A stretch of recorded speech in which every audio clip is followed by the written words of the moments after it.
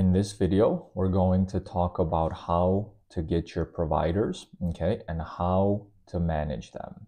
Okay, so first, we'll go ahead and talk about getting your first providers. So if you know my story, I actually, when I started my home cleaning company, our first provider ever was my mom, okay?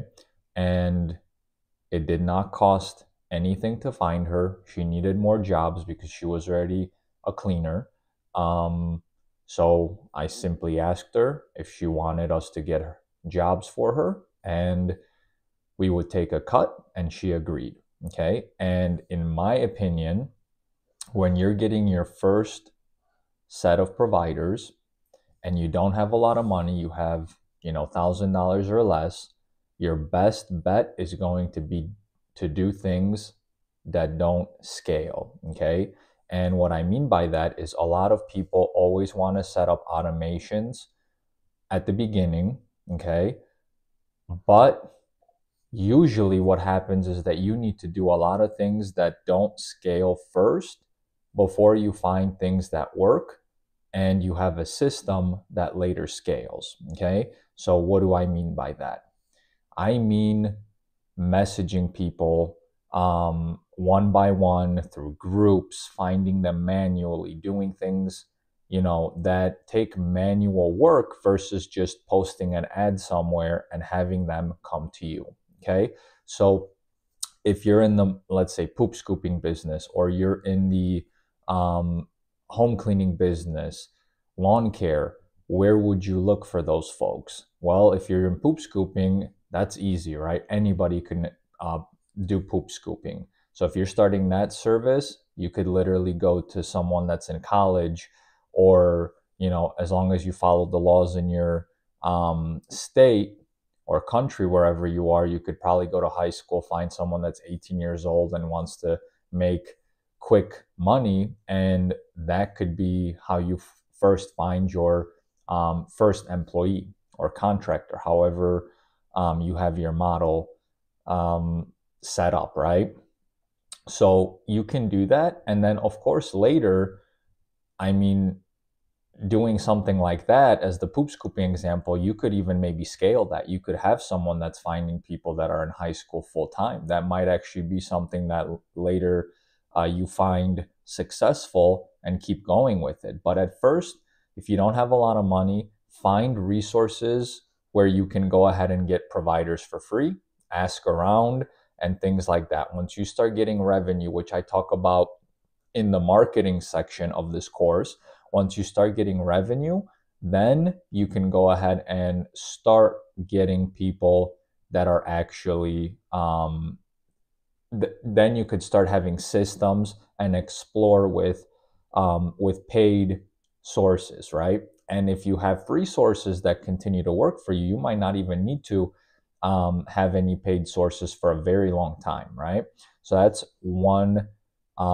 This is how I would start if I was, starting over. I did not have a lot of money. This is exactly the way I would do it. I would focus on free things, and then go from there as you start to gain clients and you start to get consistent revenue on a weekly, monthly basis. Okay. So now let's say you've hired your first provider. Okay. And you're putting them inside Booking Koala. We have a hiring section here.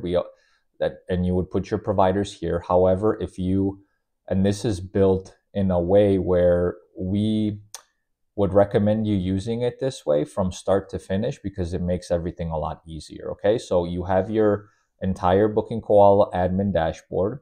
And now we've built out a hiring portal where you can go ahead and start from here. Okay. So how does this section work? Well, you can go ahead and create a form. Okay, so you could create a form, and we have a test form here set up for you. And let's copy the link and let's put it somewhere else. So here, and it's going to look something like this.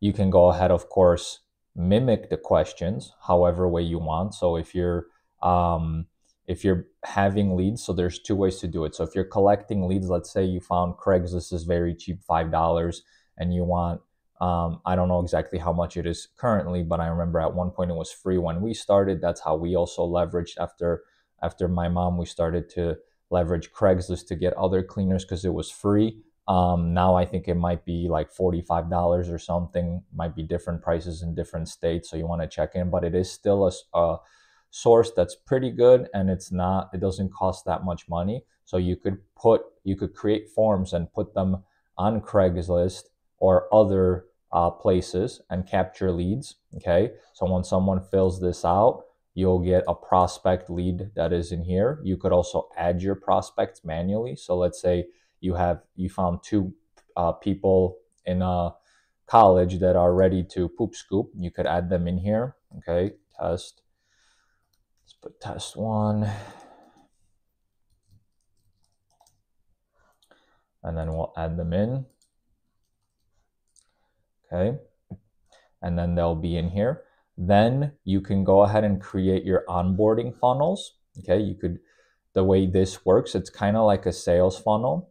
And when you create this, it's actually very beneficial because you could do, okay, step 1, I'll actually add something in here so you guys can go ahead and see funnel settings. So here, and then completion background check. So we have part of it. So let's go ahead and add the person to the funnel.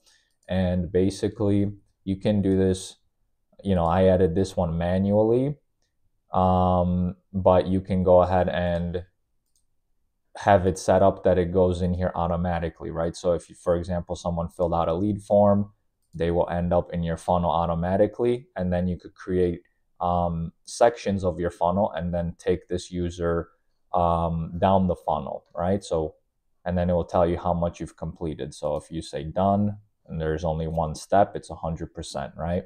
And you would want to run them down in a way where, okay, you got your first call. I would say do background checks towards the end of your onboarding process, because a lot of the times you'll run a background check, which is maybe, $50, and then the person ghosts you, they don't call you back. So you're literally spending money on background checks. But usually towards the end, if you do it as one of the latest steps, then most likely they're not going to ghost you. They've pretty much almost completed the process. I would run the background check later so that, you don't, waste money on someone that's going to ghost you. So you could add to your funnel settings. You could add new columns. Let's say first call, and then you could add that in. We'll update it and then go back to the funnels. So you could see, you could rearrange this. So you could put this first, and then next you could do second interview, something like that, and then basically run your prospect down the funnel. Okay, and then until they're basically completed. Once you complete the whole thing, you could then create them and automatically add them as a provider. So once you do that, this person is basically a provider inside of Booking Koala. Okay, so now when you go in here, you'll see we've, which one was it? I think this person, we've added them in, and now they're inside of Booking Koala. So I would leverage this hiring portal because it's going to save you a lot of time. It's going to help you bring in more providers. Okay, so use the forms, put those forms wherever you are getting your leads from, or you could manually put them in if you have one, and then basically run them down your list. Once you do that, you could put them inside of Booking Koala, and they're pretty much ready to go and start receiving jobs in here. Okay, so this part also very important. Here's a huge tip from someone experienced. We've done a lot of different, we've tested so many things over the years, and I find this to be the most important part. So a lot of people think that, just because somebody is hired, the process is done, right? But it actually goes much further than this. So you really won't know until someone is great, until they work for you for a couple of weeks. it's, you know, it's easy to tell if someone is bad, because if a review comes in, which internal reviews are very important in the system, because when there's a booking, people will leave reviews very quickly using this internal system, because how we built it out, we want to make sure you gain a lot of these reviews, and these reviews will help you filter out your providers. And once you watch the marketing section of this course, I talk about how important reviews are, whether they're internal inside Booking Koala or external, like on Google, Yelp. They're very important. And these are very important to help you decide if a provider is good, because you'll get these very quickly. And because they go out in emails asking for reviews, if a customer logs into their dashboard, they'll be asked for a review. So it's easy to collect them. And then, you know, within, let's say 90 days, usually that's the rule I go by. Within 90 days, you will know if a provider is really good, especially if they, and quicker, of course, if they perform a lot of jobs quickly. So this is one way for you to filter them out. And this is why I say, you know, a lot of people say no, 1099s, which are contractors, it's not a great business model, because you cannot keep quality service high. And I think I'm a fan of both models, by the way. I like W-2s and I like 1099s, but you can have a successful, high quality service with both models. Okay, I've seen it many times, because I get to see successful businesses, and there's so many that are, you know, 1099s. There are so many that are W-2s, and this is one way to help you build a very successful 1099 model because of these reviews, right? If you're in business for a long time, what should happen is when you go to this page, you should literally only see, you know, providers inside your business that are, you know, 4.7 and higher. This is exactly how a good business looks like. And by leveraging these reviews, this is how, you know, you're going to know that you have a very good service and people are satisfied with it. And you should use this towards your marketing later on. You should show people that this is literally, you know, we are literally one of the best services in the area because look at our reviews. Like, you could show these things. One tip that we do is if we have, you know, someone complaining, be like, wow, you sent an experienced person to the job. One thing that we do show them is like, hey, no, this is not true. You have a provider that they have, you know, 500 reviews, and they're, you know, near a 5-star. They're nowhere near inexperienced. And that usually calms a person down right away. And they get to kind of think, well, I'm not sure what happened. Let's give this company another try. So this is very important. Not only that, but later on, you get to use these reviews to market your services, you know, and I'll talk about that a little bit later when we talk about building out your website using Booking Koala. But these will be important because, you know, people like to book anybody based on reviews. And when they get to see, you know, when they're scheduling somebody later on, and let's say this provider pops up and they see, wow, 5 out of 5 stars, I'm getting a good person, a good provider, I'm confident that, you know, with this booking, I'm happy. But if they don't really know much context, then they might be like 50-50. I know I'm going with a reputable company, but, you know, is the person that's coming still good? You hope for that, right? But this is kind of like a case where you go a little bit deeper, because now they get the reinsurance. Not only did they go with a fantastic brand that has good image online, but they are also now getting that reassurance that that provider that's coming is fantastic, right? And to set this stuff up, of course, it's in the settings. You guys can go ahead and go through the help center to find out how to do this. But this video is just kind of geared to tell you how to get your first set of providers and how to manage them later, okay? And another nice thing about 1099s that's a little bit better, you know, than W-2s is that you can easily get rid of people, right? Meaning that with the W-2, there might be strict rules that you have in order to get rid of someone and fire them. But with 1099, you could just simply stop giving them jobs, right? That's another thing that I really like about 1099s. Because let's say you've hired somebody, well, I wouldn't say hire, but you've onboarded them since they're a 1099.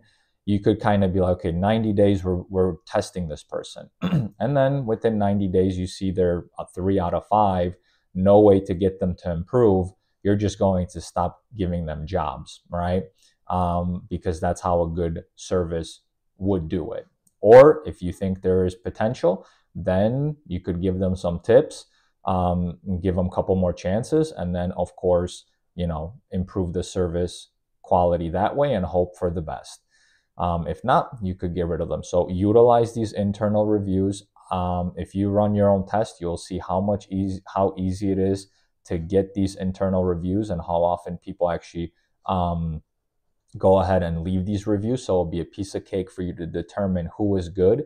And again, it all starts from hiring when you are a service-based business. If there's one thing that I could give a tip and keep on telling you over and over and over again, is never to sacrifice quality, and always look for the best people, because the better the quality, the better the people you have, the easier it is going to be to scale your company, to whatever it is that you want to scale it to, because it all starts with hiring. The cleaners, the poop scoopers, the lawn care guys, whatever industry you are in, the providers are your product, right? That's who is basically the most important part at your company. So start to do things properly. So again, if you don't have a lot of money, start with places that you have to do manual work, reach out to people, ask people for referrals.